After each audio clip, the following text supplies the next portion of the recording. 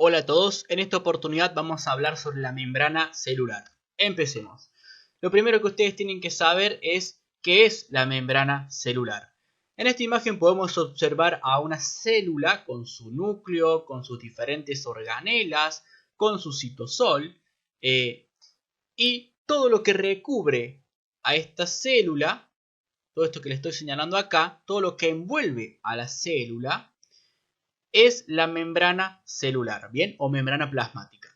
Es decir, toda esta estructura que la está recubriendo a la célula, que le pone un límite entre lo que está dentro de la célula con lo que está por fuera de la célula, es la membrana plasmática o membrana celular. Si nosotros tomamos una partecita de acá de esto, bien, hacemos un corte acá y lo ampliamos, nos vamos a encontrar con esto, ¿sí? Con todo esto. Con lo cual, el objetivo de este video básicamente es estudiar las diferentes estructuras que componen a esta membrana celular. ¿Está bien? Entonces, empecemos a decir algunas generalidades. Esta membrana celular o esta membrana plasmática, que es lo mismo, es una estructura indispensable para la vida de la célula. ¿Por qué? Porque va a delimitar el medio intracelular, es decir, el medio que está dentro de la célula, del medio extracelular, es decir, del medio que está por fuera de la célula. Con lo cual le permite a la célula desarrollar una vida independiente. Ahora bien, ustedes también deberían conocer el concepto de líquido intracelular y líquido extracelular, para ponerse en contexto siempre cuando les hablen de estos líquidos, ¿está bien? Por ejemplo, en esta imagen vemos un conjunto de células, que se las marco acá. Acá vemos un vaso sanguíneo, ¿sí? Y acá vemos a las células. Básicamente, el líquido que está dentro de las células, este líquido que está dentro de estas células, se va a denominar líquido intracelular. Por otro lado, el líquido que está dentro de los vasos sanguíneos se denomina líquido intravascular.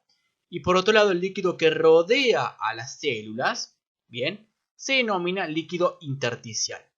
La sumatoria del líquido intravascular más el líquido intersticial van a componer lo que es el líquido extracelular. Entonces, en resumen, tenemos al líquido intracelular, el que está dentro de las células, y al líquido extracelular, formado tanto por el líquido intravascular como por el líquido intersticial. ¿Está bien? Eso básicamente como para que se pongan en contexto siempre cuando les hablen de líquido intracelular o líquido extracelular.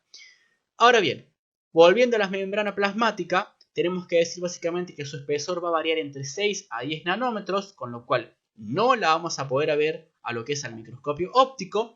Y también tenemos que decir que actualmente se reconoce como la estructura básica de las membranas al modelo de mosaico fluido.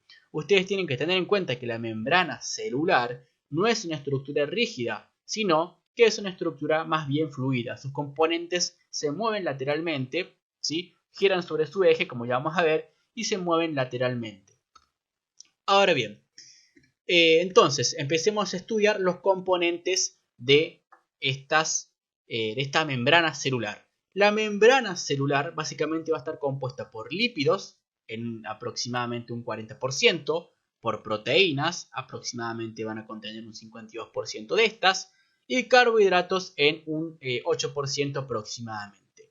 Los lípidos básicamente van a ser fosfolípidos que van a formar una bicapa lipídica, como podemos observar por ejemplo en esta imagen. Estas cabecitas que vemos acá con estas colas amarillas es básicamente los fosfolípidos formando una bicapa lipídica con una hemicapa externa, ¿sí? Y una hemicapa interna. ¿Está bien? Ahora bien, también tenemos dentro de los lípidos lo que es el colesterol, ¿sí? Que por ejemplo en esta imagen lo podemos ver acá. Ya vamos a ver la función que cumple el colesterol en la membrana plasmática. Por otro lado también tenemos proteínas. Estas pueden ser integrales o intrínsecas. Es decir, por ejemplo, esta que vemos acá, que están dentro de esta membrana plasmática. Y también pueden ser periféricas o extrínsecas. Por ejemplo, esta que vemos acá. ¿Está bien?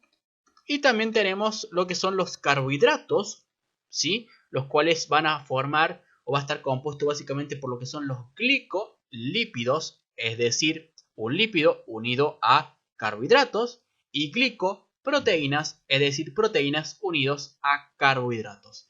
Si vemos en imagen, básicamente estarían representados por estas cadenitas que se ven acá. Ustedes tienen que tener en cuenta que estas carbohidratos van a formar algo que se llama glicocáliz, que va a mirar a lo que es el fluido extracelular, ¿sí? Siempre mira hacia el espacio extracelular, el glicocáliz, y que ya vamos a ver cuáles son sus funciones. Ahora bien, una vez entendido eso, ¿sí? Que vimos anteriormente, ahora pasemos a ver específicamente cada uno de estos componentes. Como dijimos, los lípidos estaban formados básicamente por fosfolípidos. Estos fosfolípidos van a formar una bicapa lipídica, como podemos observar en esta imagen, ¿sí? Básicamente acá vemos a la bicapa lipídica. Estos fosfolípidos van a tener dos extremos. Un extremo que es apolar, que es hidrófobo, es decir, que no le gusta el agua y que es afín a los lípidos, que va a estar representado básicamente por las colas. ¿Está bien? Es decir, por ejemplo, si acá tenemos a la bicapa lipídica, estas colitas que vemos acá serían los extremos apolares. Vemos que están enfrentados ambos extremos, tanto de la hemicapa externa, acá podríamos decir que estaría el líquido o el fluido extracelular, y por acá lo que sería el citosol. Bien, entonces esta sería la hemicapa externa. Y acá vemos a estas colitas de estos fosfolípidos enfrentadas con las otras colitas de los otros fosfolípidos de la hemicapa interna. Entonces, tenemos dos extremos, el apolar, ¿sí? Que son estas colitas, y por otro lado tenemos el extremo polar o hidrófilo, que sí le gusta el agua, que es afín al agua, que se orientan tanto, o que están, digamos, estos extremos hidrófilos, obviamente, están representados por estas cabecitas, ¿sí? Y estas cabecitas se orientan tanto hacia el citosol, ¿sí? Como hacia lo que sería el fluido extracelular. Entonces, en resumen, las colas son apolares, ¿sí? Estas que están enfrentadas, y las cabezas son polares. Apolares significa que no son afines al agua, y polares significa que son afines al agua. Con lo cual podemos decir que estos fosfolípidos serían básicamente moléculas anfipáticas, ¿sí? Acá, este concepto de anfipático significa básicamente que es una molécula que tiene afinidad por el agua como por los lípidos. Y obviamente, como dijimos anteriormente, estos fosfolípidos tenían un extremo polar, que correspondería a la cabeza, ¿sí? Y el extremo apolar, que corresponde a las colas de los ácidos grasos, que eran estas colitas que veíamos acá. Estos ácidos grasos que pueden ser saturados o insaturados. Si uno hace un zoom de un fosfolípido, bien, lo amplía y lo quiere ver más detalladamente, acá lo podemos observar. Acá vemos a la cabeza hidrófila, bien, afín al agua, y a las colas hidrófobas, que no son afines al agua. ¿Está bien? Si uno ve la estructura química del fosfolípido, acá encontramos a las colas hidrófobas, ¿sí? Estas cadenas de ácidos grasos, bien, y acá vemos a lo que es el esqueleto del glicerol, al fosfato, y acá a la cabeza o grupo polar. Perfecto. Ahora bien, eso en cuanto, digamos, a estos fosfolípidos que forman esta bicapa lipídica. También dijimos que dentro de los lípidos teníamos al colesterol. ¿Está bien? El colesterol, que por ejemplo lo podemos ver en esta imagen, que acá lo podemos ver representado al colesterol, a esta molécula de colesterol. Perfecto. ¿Cuál es la función del colesterol? La función del colesterol es evitar que las cadenas de ácidos grasos se junten y empaqueten cuando hay un descenso de la temperatura corporal. El colesterol contribuye, digamos, a lo que es al mantenimiento de la fluidez de la membrana, y también puede establecer este colesterol interacciones con ciertas proteínas de membrana que pueden regular la actividad de estas propias proteínas. ¿Está bien? Eso básicamente con la función del colesterol y de los fosfolípidos. Ahora bien, también dijimos que teníamos proteínas integrales o intrínsecas, ¿sí? Habíamos dicho que dentro de la membrana plasmática teníamos proteínas, de las cuales teníamos proteínas integrales o intrínsecas y proteínas extrínsecas o periféricas. Dentro de lo que corresponde a las proteínas integrales o intrínsecas, que básicamente acá la podemos observar, es una proteína que está, digamos, dentro de esta membrana plasmática, ¿sí? Tenemos que decir básicamente que estas están incluidas en el espesor de esta bicapa lipídica. Algunas de estas proteínas van a ocupar una hemicapa y otras pueden atravesar toda la bicapa, sobresaliendo a ambas caras de la membrana con un dominio citosólico y otro dominio extracelular. Es decir, que la proteína, como por ejemplo esta que vemos acá, atravesó toda la membrana, ¿sí? La atravesó toda y representa o tiene un dominio extracelular, que es este que vemos acá, y otro dominio citosólico, que es este que vemos acá. Perfecto. Estas son proteínas que se denominan transmembranarias o transmembranosas, ¿sí? Y son básicamente glicoproteínas. ¿Por qué? Porque se unen a oligosacáridos por su dominio extracelular.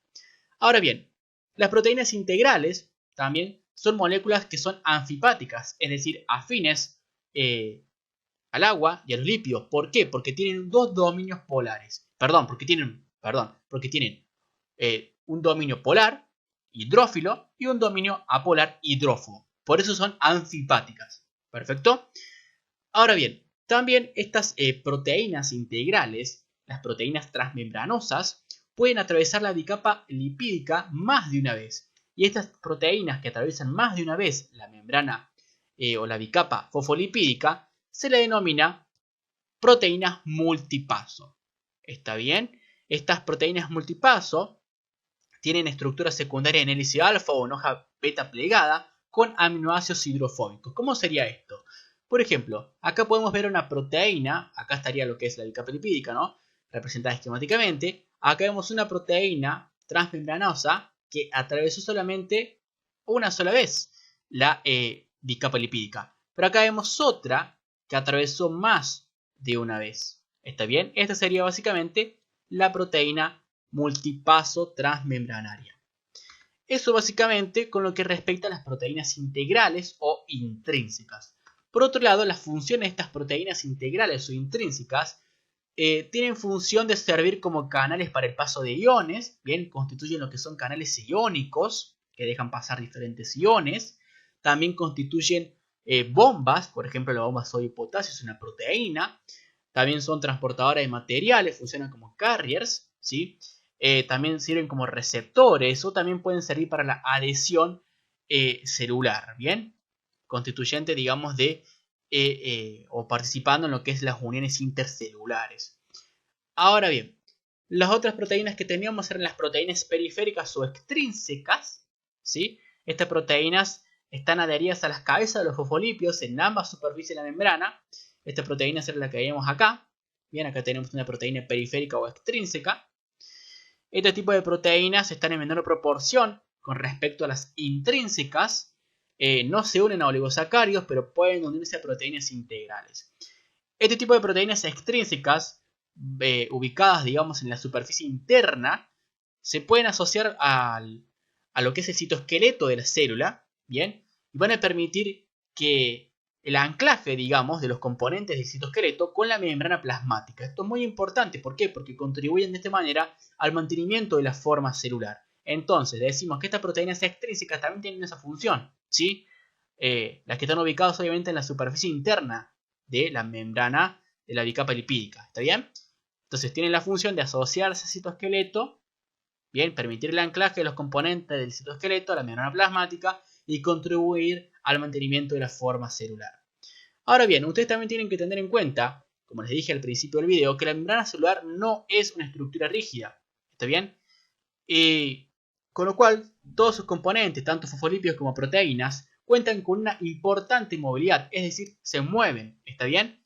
La mayor movilidad es de los fosfolípidos. Si estos fosfolípidos pueden rotar sobre su eje y se pueden desplazar lateralmente en la bicapa lipídica, ¿está bien? Por ejemplo, acá vemos en esta imagen a los fosfolípidos, ¿sí? Los cuales, como les dije, se pueden mover lateralmente, giran sobre su eje y se van moviendo lateralmente sobre la membrana lipídica, ¿sí? Sobre la bicapa lipídica, que obviamente constituye lo que es la membrana plasmática. Con lo cual esto le daría cierta fluidez, digamos, a lo que es la membrana celular.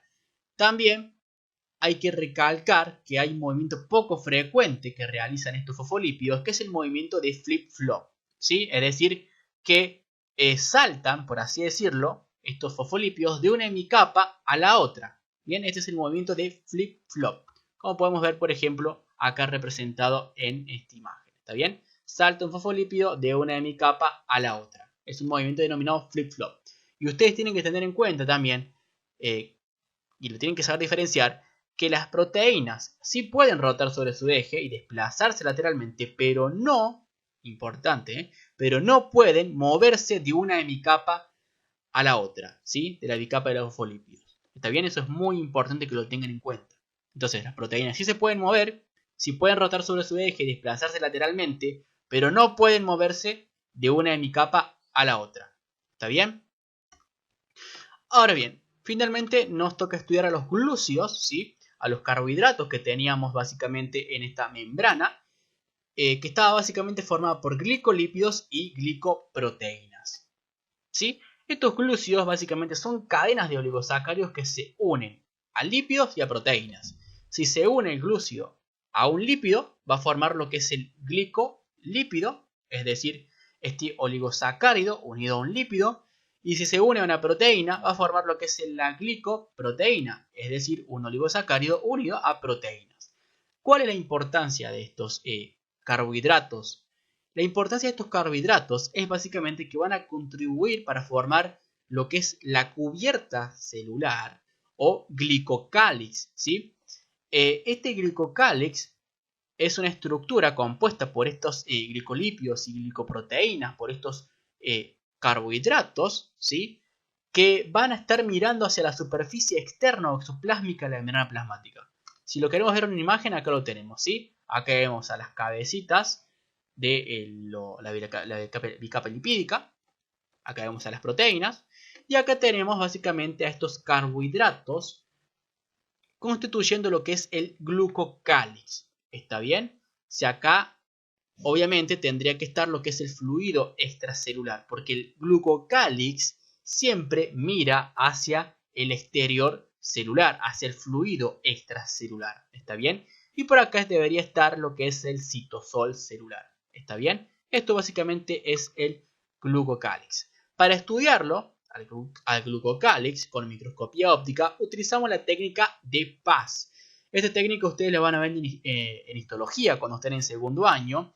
Esta técnica va a teñir, o tiñe, mejor dicho, lo que son los glúcidos de un color rojo.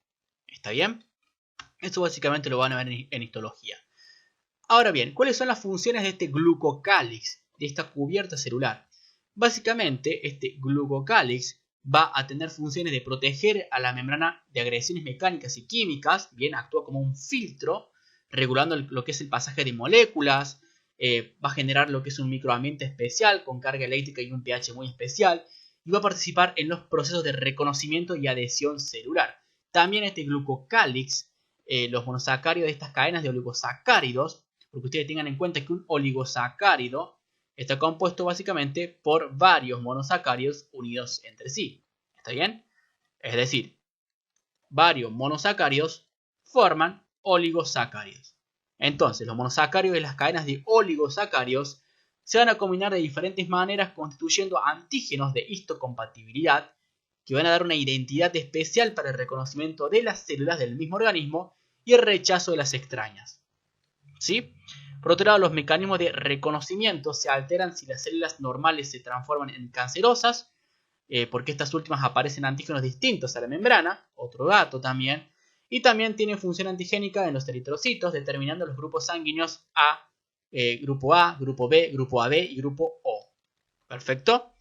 Básicamente ustedes cuando vean en fisiología van a ver que los eritrocitos se expresan, bien, estos antígenos, bien, tanto del grupo A, si es obviamente del grupo A, del grupo B, del grupo AB, y si es del grupo 0 no expresa ningún antígeno, o del grupo O, mejor dicho, no 0, ahora se le dice grupo O, que acá básicamente vemos que estos antígenos se expresan en los eritrocitos, que son células de la sangre, bien, o también llamados glóbulos rojos estos eritrocitos, ¿sí? Eso como otro dato aparte. Ahora bien, la membrana plasmática también se dice que es asimétrica. ¿Por qué es asimétrica? Esta membrana plasmática es asimétrica básicamente porque las dos semicapas, tanto interna como externa, que componen esta membrana plasmática, son distintas en cuanto al tipo y proporción de lípidos y proteínas que conforman estas hemicapas. ¿Está bien?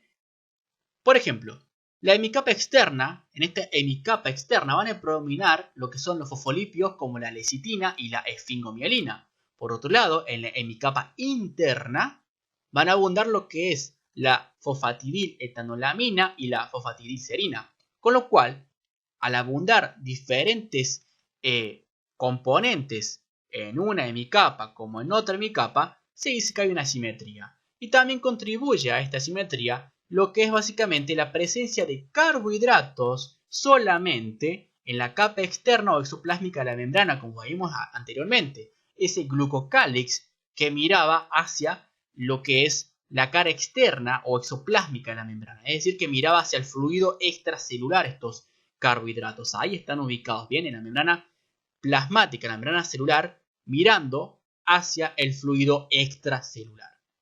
¿Sí?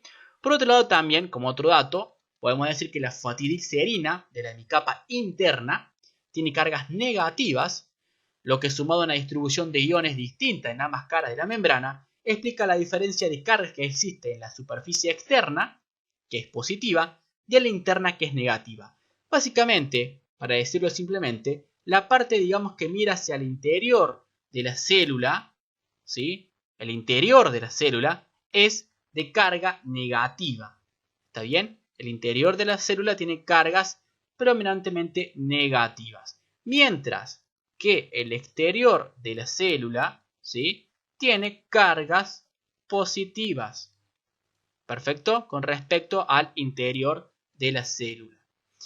Ahora bien, esta diferencia de cargas eléctricas se conoce como el nombre de potencial de membrana, que ustedes lo van a estudiar en fisiología.